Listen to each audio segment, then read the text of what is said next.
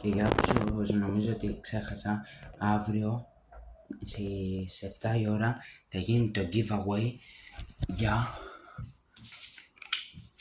αυτές τις δύο ποδοσφαιρικές κάρτες. Αυτή και αυτή. Δηλαδή, αυτές εδώ τις δύο θα γίνει αύριο το giveaway στο insta μου. Θα το αφήσω κάτω στην περιγραφή. Μπείτε όλοι, κάντε με follow, είναι μόνο για αγόρια. Εκτός αν θέλει και κορίτσια να μου στείλει ένα μήνυμα. Στέλνω πίσω μηνύματα.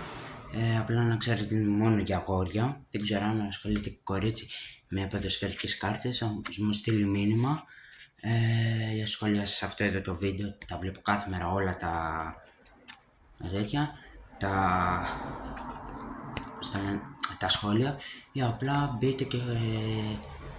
μπείτε στο insta μου που θα το έχω κάτω στην περιγραφή και κάντε με ένα follow και όποιος θέλει να τις κερδίσει, αν θέλει κορίτσι να τις κερδίσει, γιατί μόνο για αγόρια είναι, αν θέλει κάποιο κορίτσι να τις κερδίσει αυτές εδώ τις δύο από μένα με την υπογραφή μου πάνω, ναι, θα έχω την υπογραφή μου πάνω,